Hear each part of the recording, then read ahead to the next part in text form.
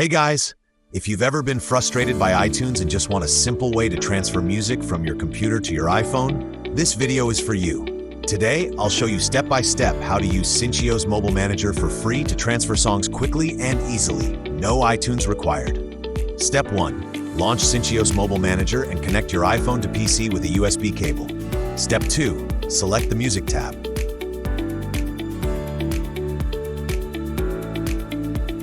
Step 3. Choose music files to transfer. For example, I select all these 63 music files on my computer to add them to my new iPhone. Wait a few seconds.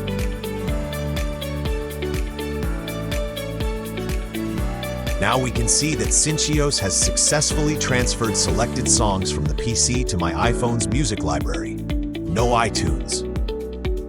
We can also create and edit playlists for iPhone. Now I choose some music from the computer and import them to this playlist.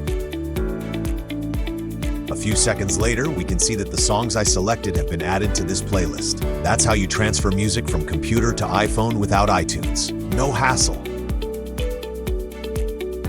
Download and use Syncios Mobile Manager for free to enjoy your music now. If this tutorial helped you out, don't forget to hit that like button.